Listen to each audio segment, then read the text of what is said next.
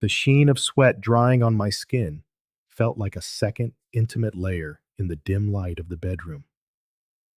Beside me, Kelly sighed, a sound of pure physical release as her breathing slowly steadied. We had crossed the finish line together this time, a frantic, desperate final push after I'd already brought her to the brink twice. For a long moment, the world was nothing more than our tangled limbs, the scent of our intimacy, and the profound tranquility that follows a storm. Her eyes fluttered open, finding mine in the ambient darkness. I leaned in and kissed her softly, an almost automatic, ritualistic gesture. Rolling onto my back, I drew her head to my shoulder. Her damp hair clung to my skin as the adrenaline subsided, replaced by a creeping unease I couldn't immediately place.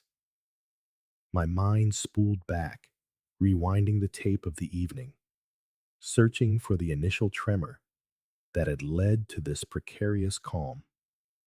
It had all started innocently enough, or so it seemed, with our usual last Friday of the month ritual with Chuck and Beverly Conrad.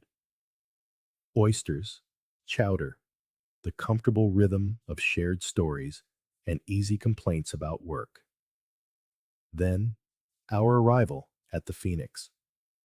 The bass vibrated through the floorboards, a tangible presence in the crowded room, strobe lights sweeping across faces flushed with alcohol and anticipation.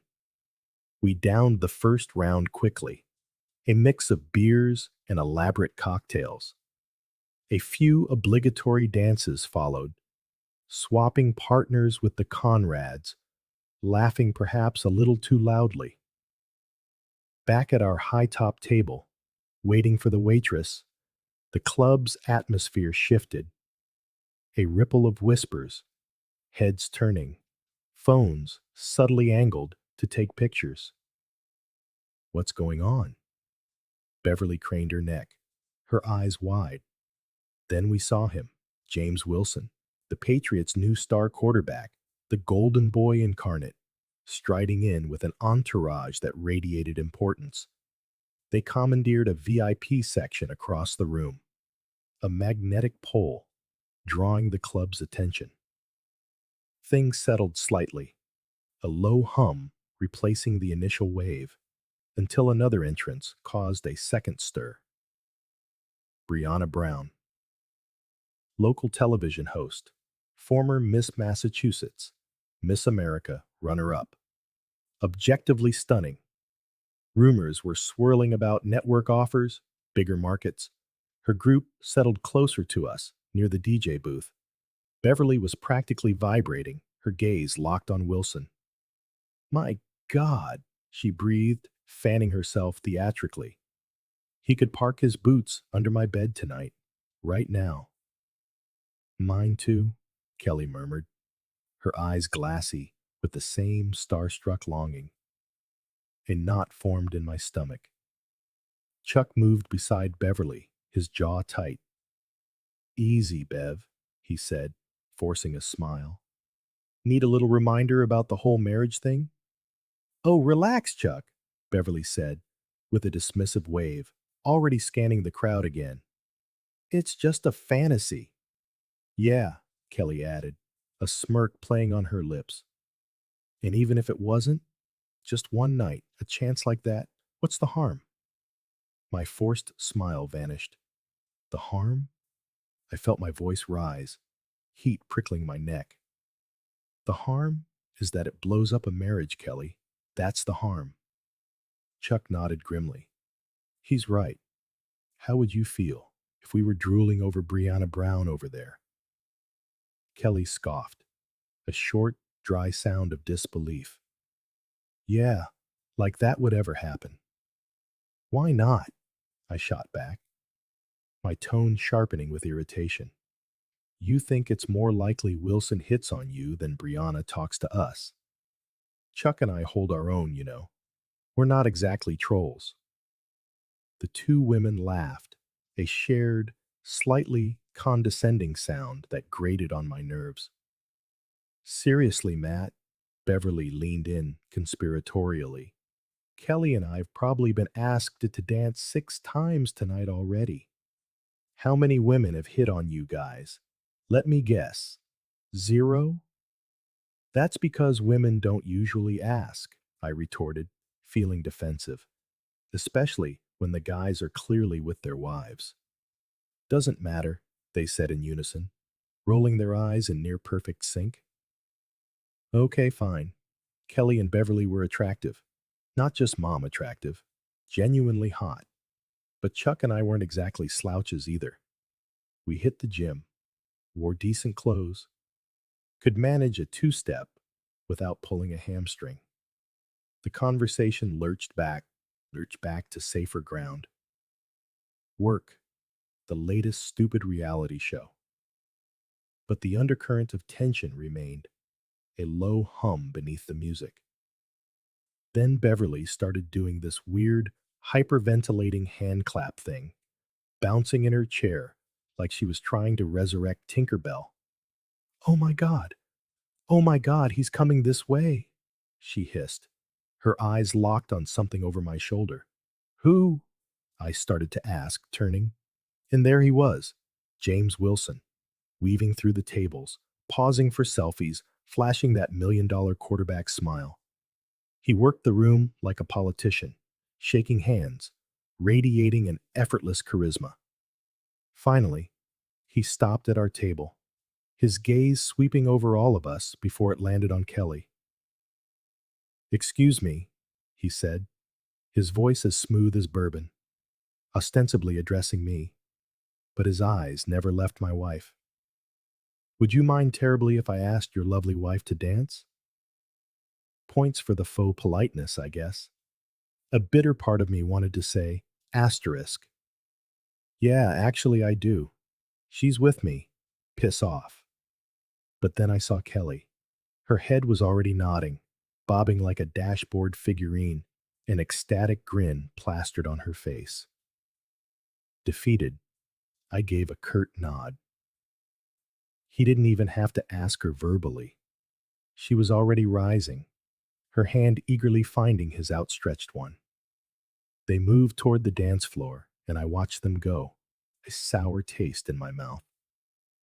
I had to admit, they made a good-looking pair. Him, tall and athletic. Her, radiant and obviously thrilled. But when the DJ put on a slow song, some Ed Sheeran ballad about being perfect, and she melted into Wilson's arms, pressing her body against his, her head tilted back to gaze up at him. Something hot and ugly coiled in my gut. Pure, unadulterated rage. I was halfway out of my chair, ready to do something monumentally stupid, when a warm hand rested gently on my shoulder. May I have this dance? A melodious voice asked. I turned, probably looking like a gaping idiot, straight into the most stunning blue eyes I'd ever seen. Brianna Brown was standing right there, smiling at me. It was surreal, like I'd slipped into an alternate reality. Numbly, I stood, letting her lead me to the dance floor. The same slow song was playing. She looped her arms around my neck as we started to move, her body fitting against mine with a natural ease.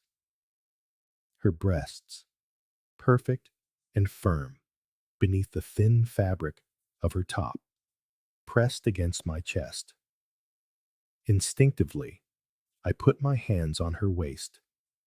Gently, she took them, guiding them lower, down the curve of her back, dangerously close to her ass.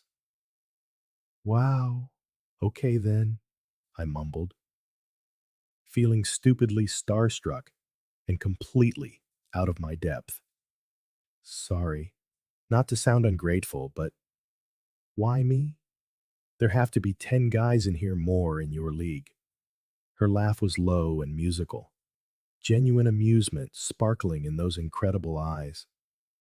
I saw what happened, she said softly, nodding toward where Kelly was still plastered to Wilson. I saw the look on your face. Her expression turned serious. It rarely ends well, I'm afraid. What do you mean? Almost every weekend, she explained, her voice barely audible over the music.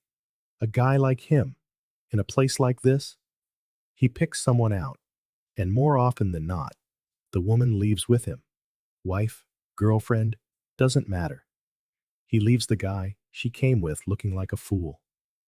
The rage I'd felt toward Kelly was momentarily eclipsed by a cold dread. You think she will? Sometimes, Brianna conceded, they come to their senses, go home with the one they came with. I was hoping, well, maybe seeing you dancing with someone else might nudge her toward the right decision. But why? I asked, bewildered. Why do you care? What are we to you? A shadow crossed her face.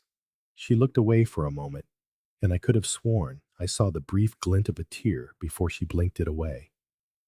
It's a long story, she murmured. Maybe I'll tell you sometime. Depends on how the night goes. She offered a small smile. Brianna, by the way.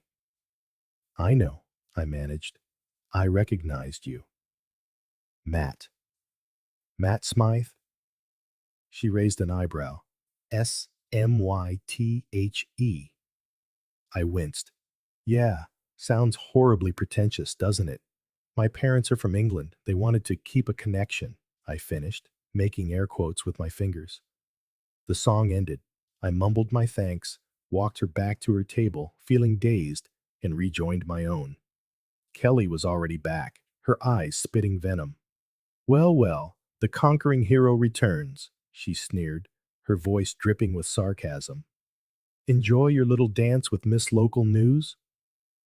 How is me dancing with Brianna any worse than you grinding on Wilson? I shot back, my own anger flaring. Oh, it's asterisk Brianna asterisk now, is it? Her lip curled. Getting friendly fast.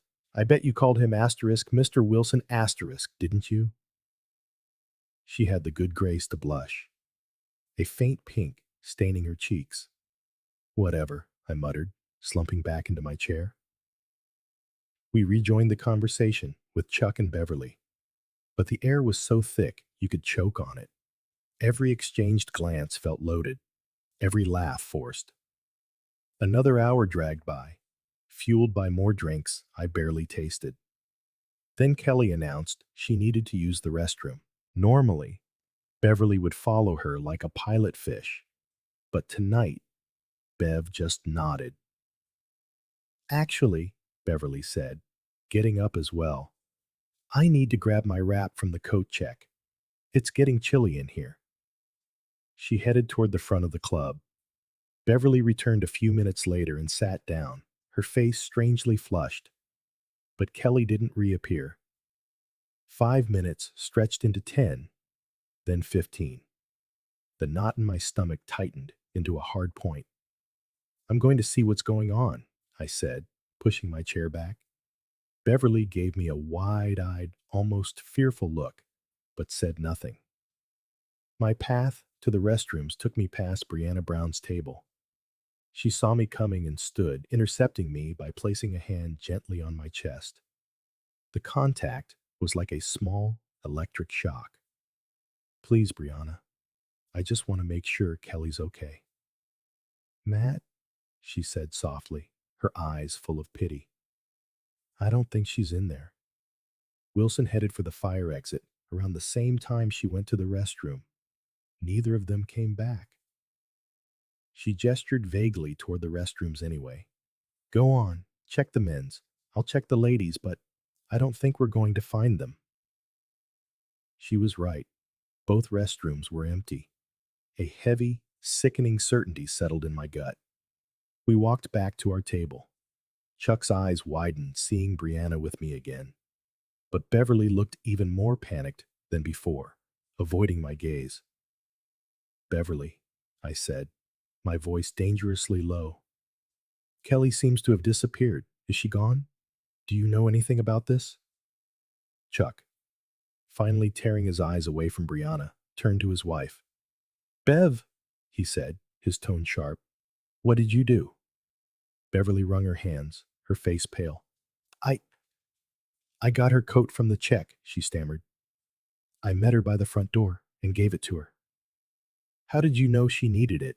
I asked, the pieces clicking into place with nauseating clarity. Why did she need her coat, Beverly? The look she gave me when she went to the restroom, Beverly mumbled, tears welling in her eyes. She needed it to leave, with Wilson.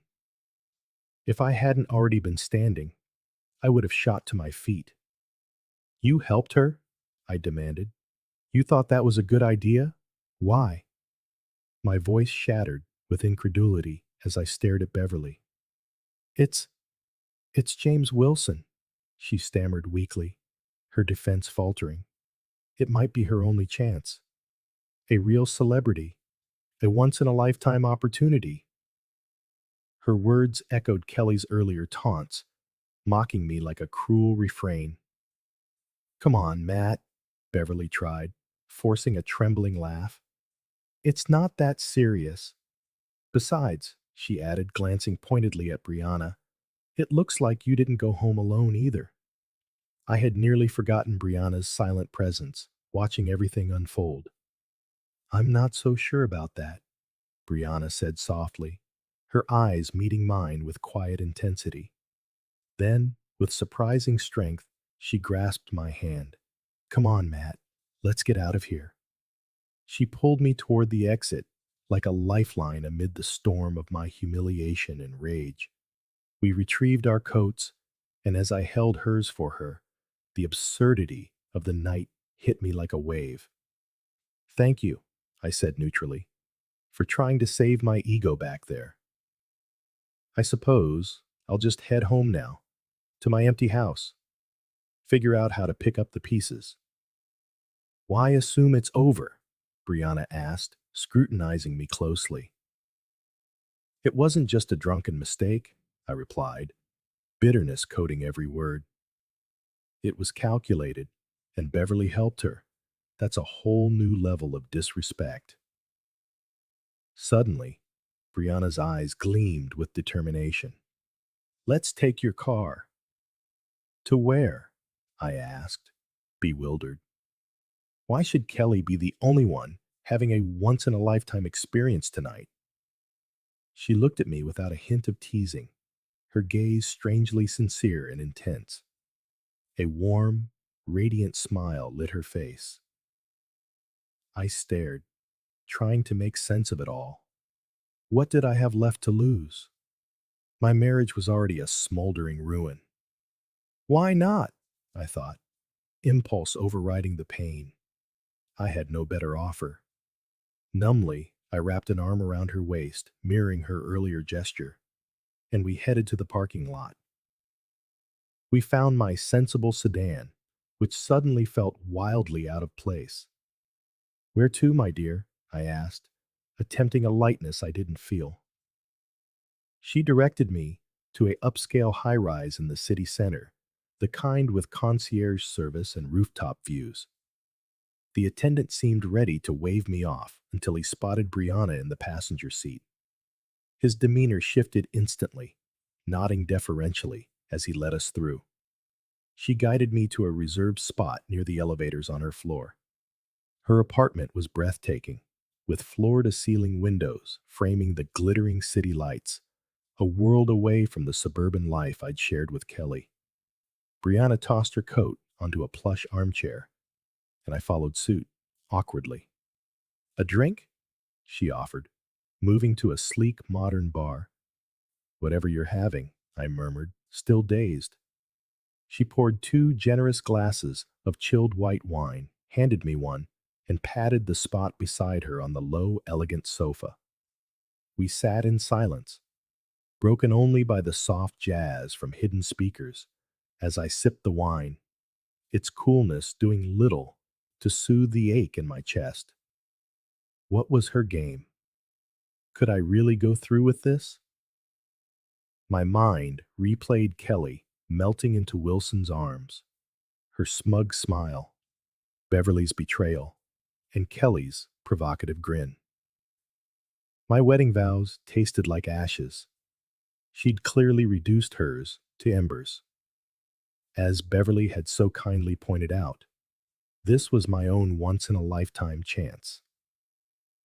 Brianna seemed to sense my turmoil, or perhaps grew impatient.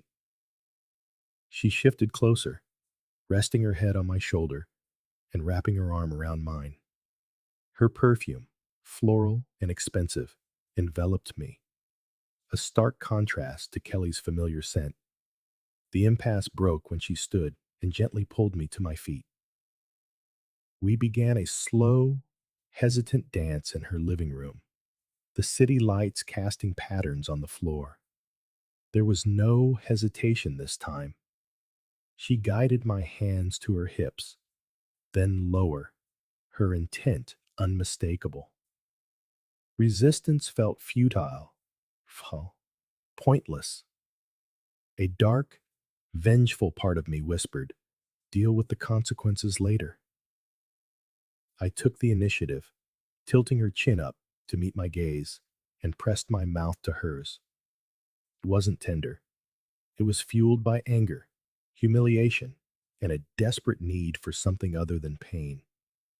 She responded instantly, her arms tightening around my neck, matching my intensity.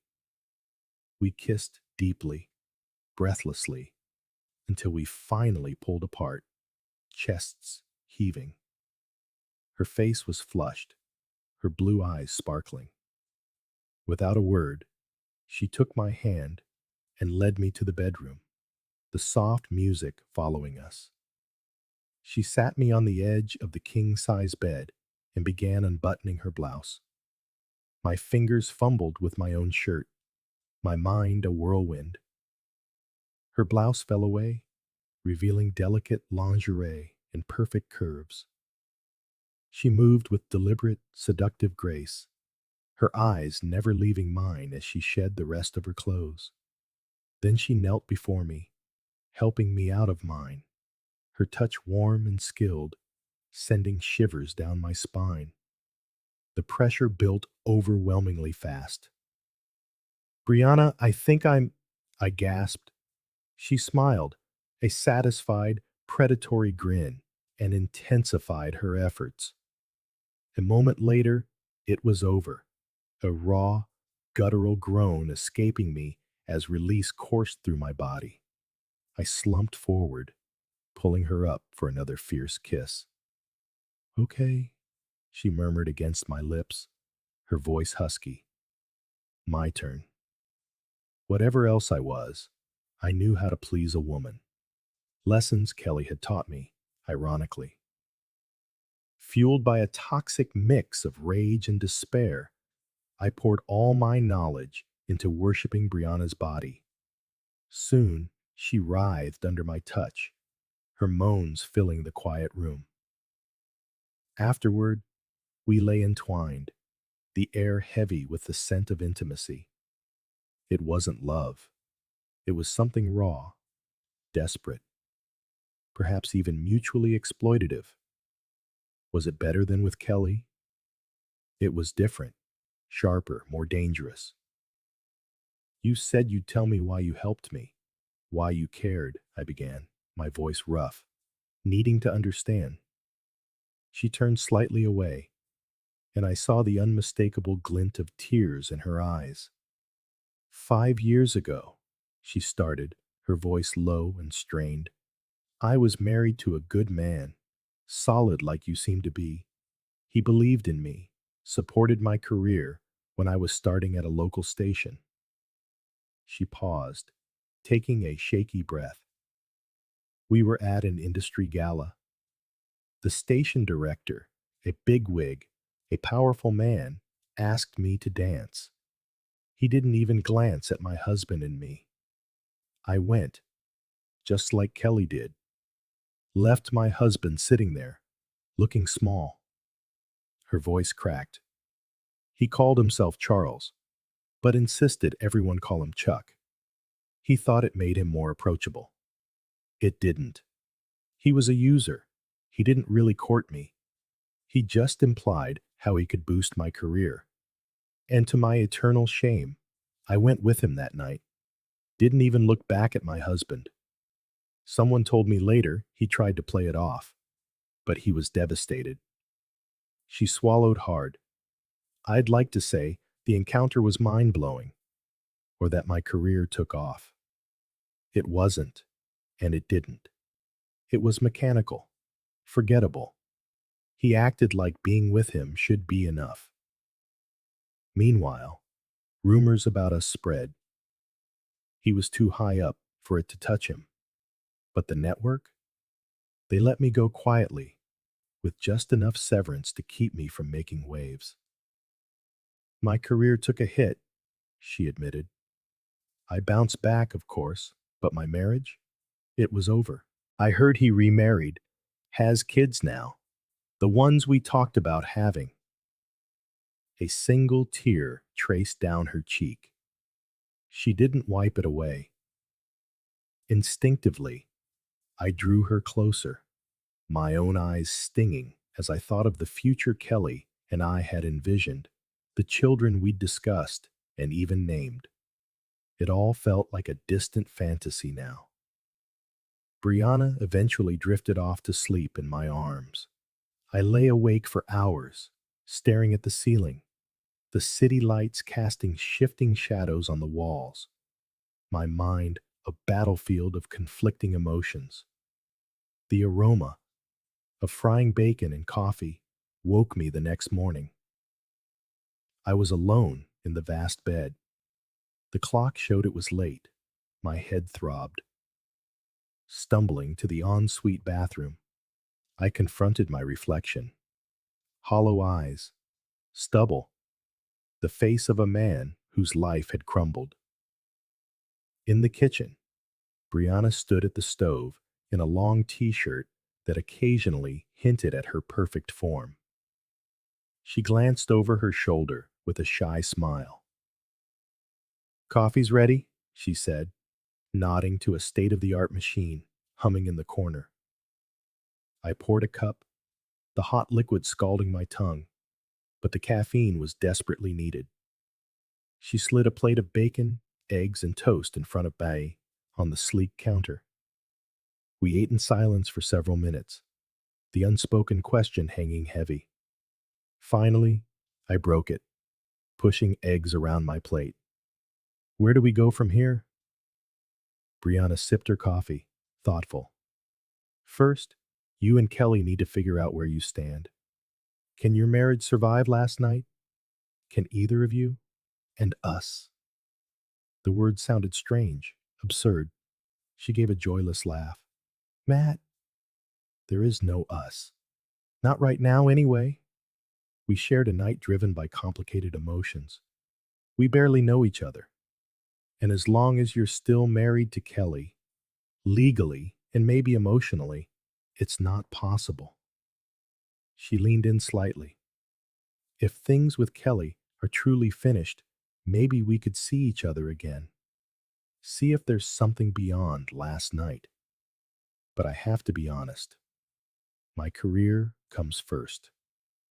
If a better opportunity arises, I'll take it. It might mean moving. Could you handle that? A long-distance relationship, the spotlight, the gossip? If we became something, I promise it'll just be rumors. You'd have to be strong enough to trust me and ignore the noise." She stood, circling the counter to face me. "Go home. Face your wife. See if there's anything left to save." She placed her hands on my shoulders and kissed me warmly, lingering. "Here's my card. Call me. Let me know how it goes." And just like that, she gently ushered me to the door, sending me back into the harsh light of day to confront the wreckage of my life. Arriving home felt like approaching a crime scene. As I cut the engine, a sleek black SUV pulled away from the curb. Wilson's car. Kelly was walking up the driveway, her stride defiant despite her puffy eyes and the faint scent of expensive soap and unfamiliar cologne clinging to her. We reached the front door at the same time. My key slid into the lock. It turned. I hadn't changed them yet. She swept past me without a word, heading straight for the stairs. I closed the door, the click of the latch echoing in the sudden silence. "Where were you?" she demanded, turning on the landing. Her hands were on her hips, her accusation a shield. The audacity of it stunned me. She was the one asking me that question after disappearing with another man. "I was with Brianna Brown," I said, the words tasting like poison on my tongue. Kelly let out a harsh, brittle laugh. "Oh, please, Matt. You probably crawled into some cheap motel to lick your wounds." The sheer contempt in her voice broke something inside me. "No. Ask Chuck and Beverly. They saw her ask me to dance. They saw us leave together. She probably felt sorry for you," Kelly shot back, tossing her hair. "Put on a little show so you wouldn't look like some pathetic loser standing there all alone. I bet she ditched you the second you were out of sight." This wasn't going to lead anywhere productive. There was no remorse, no apology, only denial and scorn. The hope that maybe, just maybe, we could talk this through, find a way forward. It withered and died right there. This wasn't a crack in the foundation. The entire structure was rotten.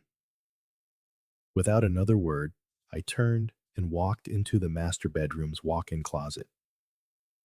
I pulled out a large suitcase, threw it on the bed, and started yanking my clothes off their hangers, stuffing them haphazardly inside. Kelly watched me, arms crossed, a smug, disbelieving smirk on her face. She thought I was bluffing. Her expression only began to falter when I zipped the bulging suitcase shut, heaved it off the bed, and walked past her toward the front door. "Wait," she said, her voice suddenly uncertain. You're not, you're not actually leaving just because I had a little fun." "A little fun?" I spun around, the suitcase thudding heavily on the floor. "You humiliate me in front of our friends, disappear with another man, have your friend help you sneak out, and you call that a little fun?" I shook my head. "No, Kelly. I'm leaving because of the complete and utter lack of respect you have." "None for me." "Maybe you never did." I took a deep breath, letting the next words fall like hammer blows. "And just so we're clear, I did spend the night with Brianna. And yes, it was pretty damn incredible. I came back here thinking that maybe, just maybe, we could work through our mutual issues. But I see now that's impossible." I picked up the suitcase. "Don't call me. I'll figure out my next move." I walked out, leaving the front door wide open behind me. I could see her, silhouetted in the doorway, watching me go. I didn't look back. I got in my car, drove around the corner, pulled over, and finally let the hot tears of rage and betrayal fall. That night, fueled by cheap motel whiskey and a white-hot destructive anger, I drove back to the house. The lights were out. Kelly must have been at her parents' or Beverly's. I let myself in, the silence amplifying my fury. I went straight to her closet, pulling out armfuls of her clothes, the expensive dresses, the shoes she adored, the lingerie. I tore photos of us from the walls, swept trinkets from her vanity. I dragged it all into the backyard, piled it near the old fire pit, and doused it with lighter fluid. The match flared, and the pile erupted in a furious orange bloom, sending acrid smoke into the night sky. I stood there, watching the flames consume the remnants of our life together, the heat searing my face. Then I took out my phone. I recorded the bonfire, zooming in on a half-burnt photo, a favorite sweater of hers turning to ash. I sent the video straight to Kelly's number. No message, just the flames. It was brutal, ugly, and deeply, finally satisfying. The next morning, hungover and hollowed out, I called a divorce lawyer. The confrontation Kelly initiated wasn't long in coming. A few days later, while I was back at the house packing more essential items, she pounded on the door, screaming my name. I was prepared. I'd had the locks changed the day after the fire. I opened the door a crack, the security chain firmly in place. "Matt, what did you do? Let me in!" she shrieked, her face twisted with fury. "Did you sleep with him, Kelly?" I asked again, my voice cold, detached. "That's none of your business," she spat, trying to shove the door. "What I do with my body is my choice. Now open this door." "Then you don't live here anymore," I stated flatly. I pulled a thick envelope from my back pocket. The divorce papers I'd had rushed. I slid them through the crack in the door. "You've been served." Her eyes widened in shock, then narrowed with pure rage. She snatched the envelope, ripped it open, glanced at the document, and then launched herself at the door, clawing at the small opening, trying to get at me. "You bastard! You absolute bastard!" I slammed the door shut, the deadbolt clicking firmly into place. Her fists hammered against the solid wood. "You think you're winning," she screamed, her voice muffled but still venomous. "You pathetic loser! You think this hurts me? Fine. Go. I'm leaving you for someone better anyway. Someone with money. Someone who isn't a pathetic little man like you. You'll regret this. You will regret this for the rest of your life." I pressed my forehead against the cool wood of the door, listening as her rage slowly faded while she, presumably, stormed away. Regret? Maybe. But relief washed over me with a surprising force. It was over. Life took a sharp turn after that. Kelly, true to her word, began dating James Wilson publicly. Glossy photos appeared online. Parties, charity events, her clinging possessively to his arm. It lasted maybe 6 months. Then the rumors started, followed by confirmation. Wilson was seen with other women, lots of them. Their breakup was messy and public. After that, Kelly seemed to vanish from the scene. I poured my energy, my pain, my anger, into my writing. The novel I'd been working on for years suddenly found a focus, an intensity. Brianna and I started talking more regularly. Tentative calls became longer conversations. She read early drafts of my book, offering insightful criticism wrapped in encouragement. She never pushed, never pried about Kelly, just offered quiet support. When I finished the manuscript, she was the one with a contact at a publishing house. She swore she just passed it along, but I suspect she championed it fiercely. Battles Publishing bought it. The advance wasn't huge, but it was validation. The book, a thinly veiled fiction about betrayal and self-rediscovery, struck a chord. It sold surprisingly well. Then it sold very well. My editor wanted another. The second book did even better. Suddenly, I wasn't just Matt Smith, the guy whose wife left him for a quarterback. I was Matt Smith, the best-selling author. Brianna's career took off as well. first in Chicago, then a move to New York for a national morning show. Our relationship deepened alongside our respective successes. We navigated the distance, the pressures of her increased visibility, and my burgeoning fame. We learned to trust and to communicate. When the movie rights to my first book sold for a staggering sum, I quit my day job. I proposed to Brianna in her New York apartment, not with a ring and champagne, but with plane tickets and a lease for a place together in the city. We married quietly. My son Danny, growing into a thoughtful young man despite the drama of the divorce, was my best man.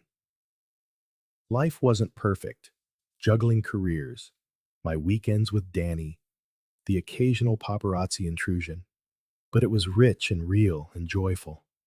Brianna got pregnant.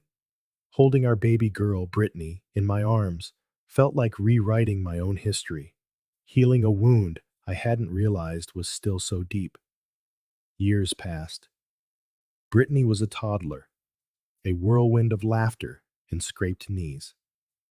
We were back in Boston for a visit, strolling through the high-end outdoor mall near Chestnut Hill on a crisp autumn afternoon.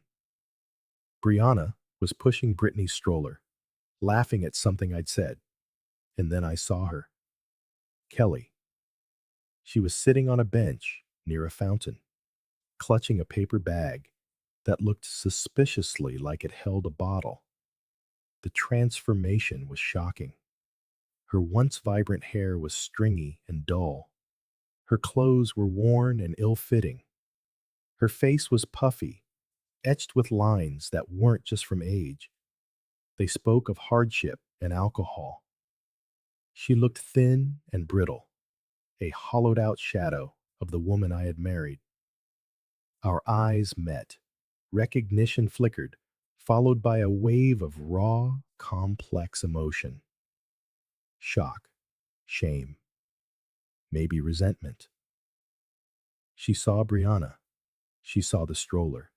She saw Brittany's bright, curious face. Kelly scrambled to her feet, stumbling slightly. She started toward us, her eyes wild, fixed on me. "Matt?" she rasped, her voice a raw croak. "Oh my God. Matt." She stopped a few feet away, her gaze devouring our small family unit. Then her face crumpled. She sank to her knees on the pristine brick walkway, oblivious to the shoppers steering around her. "Matt, please," she sobbed, holding a trembling hand out to me. "Please, take me back. I messed up. I messed everything up so badly. I see that now." Tears streamed down her ravaged face. "He cheated, Matt. They all did. I have. I have nothing left. I'm living in this rotten trailer. I drink too much." Her voice dropped to a desperate whisper. "Sometimes I buy food from the dollar store. It's all I can afford. Please, Matt, I still love you. Help me." The shock rendered me momentarily speechless. Brianna took a small step forward, a protective arm instinctively going around my waist, her expression a mix of pity and cautious resolve. Brittany started to fuss in the stroller, sensing the tension. I found my voice, shaky but firm. I knelt down, keeping a small distance. "Kelly, I, I'm sorry things turned out this way for you. I truly am. But that life, our life, it's over. It's been over for a long time." Her weeping intensified into raw, ragged sobs. But, but I made a mistake. One mistake. "It wasn't just one mistake, Kelly," I said, my voice soft with sadness. "It was everything that came after. Everything you said. Everything you did." I stood up, gently pulling Brianna back with me. "I can't help you. Not like that. We have a different life now." We walked away, leaving her kneeling there on the pavement, her desolate cries following us until we turned a corner. The encounter cast a long shadow over the rest of the day, a grim reminder of how far divergent paths can lead. Life went on. Hollywood came calling about my first book, turning it into a critically acclaimed and commercially successful film. More books followed, more success, more quiet, happy years with Brianna and Brittany, punctuated by Danny's visits from college. Then, one Tuesday afternoon, my phone rang. The caller ID was an unknown number, but something made me answer. Matthew? The voice was thin, reedy, but instantly recognizable. Kelly's mom? Yes, Helen. A strangled sob came through the line. Matthew, it's Kelly. Another sob. They, they found her this morning, in her trailer. Her voice broke completely. She wasn't breathing, Matthew. The paramedics, they said. I stood frozen in my sun-drenched office, the view of Central Park suddenly meaningless. A cold weight settled in my chest. Helen, I'm so sorry, I managed, the words feeling hollow and inadequate. We need, we need help, Matthew, she pleaded, her voice thick with tears and something else, resentment, for the funeral.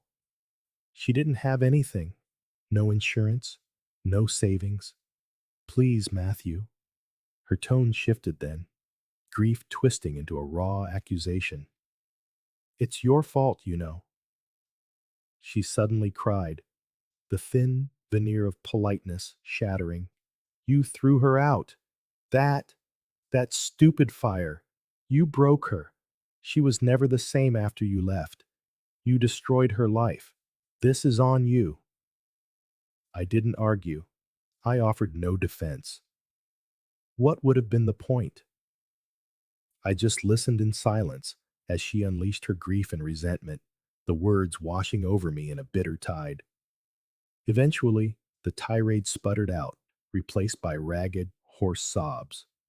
I'll send the money, Helene, I said softly. Whatever you need for the arrangements. Just tell me where. She mumbled the details through her tears. I have it. Thank you, Mathieu, she murmured, her voice hollow and utterly defeated. Then one final barb. I hope you're happy. And she hung up. I stood there for a long time, the phone still pressed to my ear, the silence roaring in its absence. A profound, heavy sadness settled over me. For the vibrant woman Kelly had once been, for the life she had squandered, and for the horrific way it had ended. Perhaps Helene was right. Perhaps some of it was my fault. The fire, the cruel words. But Kelly had made her own choices too. We had both made so many choices. Slowly, I lowered the receiver. I sat down at my desk, pulled out my checkbook, and sent the money.